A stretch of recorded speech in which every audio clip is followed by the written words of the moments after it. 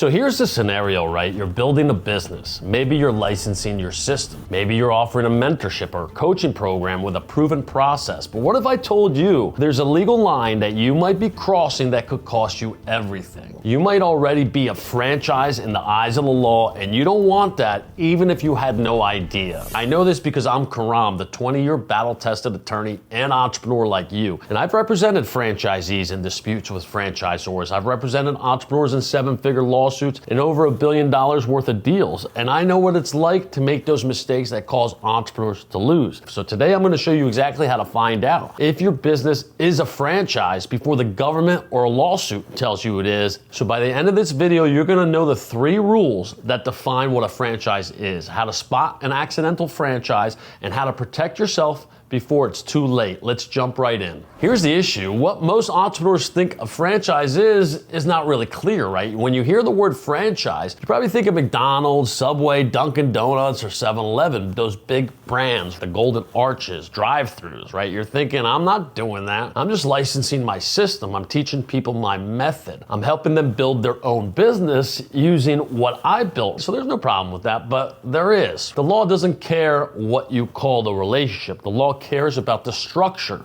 of your relationship. And if that structure meets 3 specific legal criteria, you're a franchise. Whether you meant it to be or not, and whether you call it a franchise or not, it doesn't matter. So there's a 3-part legal test for a franchise. Every state and the federal government use some version of this 3-part test, right? If all 3 elements are present, you're legally operating as a franchise problem. Element number 1 is trademark or brand use. You're letting someone use your business name, your logo, your trademark, or your brand identity in their operations. Now, this could be obvious, like licensing your company name, or it could be real subtle, right? Like letting them say that they're certified by you or trained by your method. That's subtle. So if they're associating their business with your brand in any way, this element is met. Element number 2 is significant control or assistance. This is where most people accidentally cross the line. You're providing training, right? Manuals, systems, ongoing support. And if you're requiring them to follow specific procedures, use certain vendors,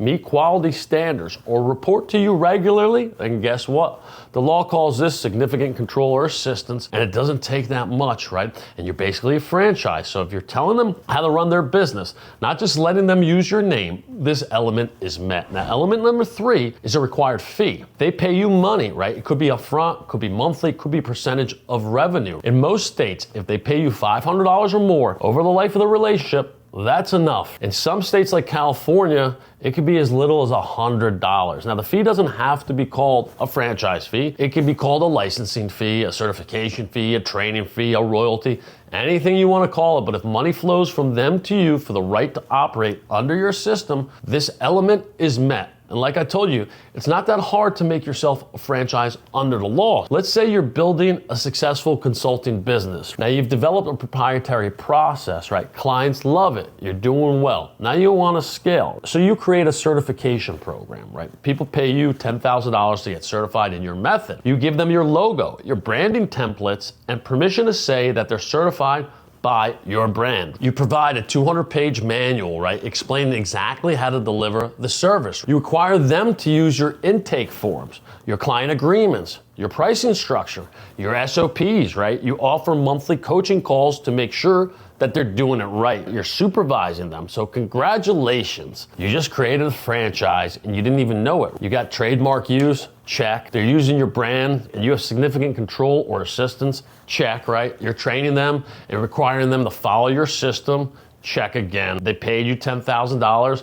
There's the fee. Those are the 3 elements, and they're all present. That's a franchise, right? And if you didn't comply with the federal and state franchise laws before selling that program, you're operating an illegal franchise, and you don't want to be there because now here come the lawyers. So let me show you how this ends up working in the real world, right? Example number 1 is the online course creator. You sell a $5,000 course teaching people how to start a virtual assistant business using your proven system, right? I love that term. They get get access to your branding kit, your client contract templates, your SOPs. Now they can say they've been trained by you. Now, you didn't mean to create a franchise, but legally, you might have. And that's the great answer by lawyers. You might have. What about example number 2, the fitness coach, right? You created a workout method. You trademarked the name. You license it to other trainers for $3,000 plus 10% of their revenue because you're giving them your brand, right? They're using your name, your program, your marketing materials. You require them to follow your workout protocols and to attend quarterly training. Now, what is that? That's a franchise. What about example number 3? This is the business consultant. You license your consulting framework to other consultants. They pay you $1,500 a month. They use your branded materials. They follow your methodology, and they participate in weekly calls where you guide them. Now, even though you're calling this a licensing agreement or a mastermind, like I said, the law doesn't care what you call it, but the law is going to call it a franchise. And now, welcome to being a heavily regulated business model. So here's why this all matters, right? You don't want to create an accidental franchise, because if you create a franchise without complying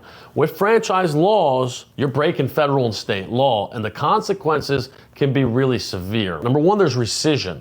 Any person who bought into your program can sue you to get all their money back, even if they've been in the program for years and they made money and they suffered no harm, right? That's called rescission. It's like rewinding the deal and giving them a full refund plus interest. Number 2, you could be subject to triple damages, right? In some states, if you violate franchise law, you don't just owe a refund. You owe triple damages. That's punitive. It's meant to punish you. That means if they paid you $20,000, you could owe them $60,000. Now, number 3 is government fines, right? The FTC regulates franchises, and so do individual states. So you got a lot of people coming after you. They find out that you're operating an unregistered franchise, they can fine you.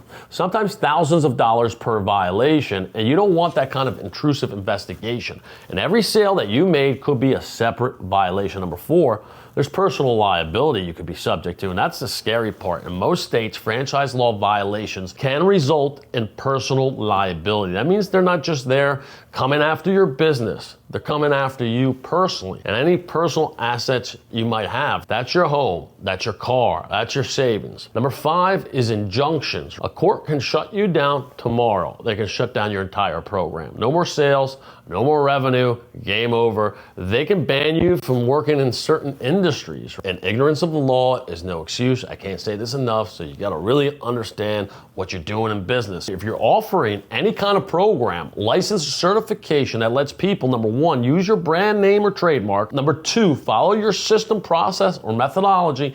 And 3, pays you a fee for the right to do that. You need to stop and ask, am I creating franchise? And you might be, and you probably are. So here's what you have to do. Step 1, you need to audit your offer. Go through your sales page, your contracts, your training materials, and your onboarding process. And ask yourself, are they using my brand? Am I telling them how to run their business? The more control, the more it becomes a franchise. Are they paying me money? Be honest with yourself. Don't rationalize. Step 2, talk to a franchise attorney. Not just any lawyer, a franchise attorney, a business attorney. Franchise law is specialized. Most business attorneys don't understand it. Have them review your program and give you a legal opinion as to whether or not it's a franchise. That could really save your butt, believe me. Step number 3 is restructure or comply. If you're not a franchise, that's great news. But if you are, make sure you're staying on the right side of the line. So you have 2 choices if you are a franchise. Option 1 is basically to restructure your program to eliminate one of the 3 elements, usually by pulling back on control. Option 2 is to go fully legal, right? File a franchise disclosure document, register in the required states, comply with all the franchise laws. That's going to cost you more money. Don't stay in the gray area. That's where lawsuits live, and you don't want to be there, because the bottom line is this: most entrepreneurs who create accidental franchises have good intentions, right? They built something that works. They want to help others succeed. They want to scale their impact, but their good intentions don't protect you from the law. Like I said, the law doesn't care. So if you're licensing your brand, providing training, and you're collecting fees, you need to know whether you've crossed the line into franchise territory. You need to know that now, because if you have and you're not compliant, it's only a matter of time before someone sues you. The government steps in, or you're forced to shut down everything you built. That's why I built the Business Defense System. It's the only legal mentorship for entrepreneurs. I'm here to help you prevent your mistakes and liabilities, the ones that cause entrepreneurs to lose, the ones I've seen over the past 20 years that I've put together in a system. It's called the losing recipe that I inverted to make it the winning recipe. Now, I want you to make sure that you're not legally exposed to any risk in your business. That's why I'm offering a free risk report, right? It's a $7,500 legal strategy session I do one-on-one with private clients, but for you, it's free, it's AI powered. If you wanna know if your business is at risk to some legal issues involving intellectual property, contracts, deal making, what have you, please click below, answer some questions about your business, get my risk report, and get an action plan that's gonna help you make sure you fix any legal liabilities or vulnerabilities in your business. So if you like this video, smash the like button, subscribe to the channel, click below, get your risk report. I'm Karam, the battle-tested lawyer. Let's get you legally bulletproof.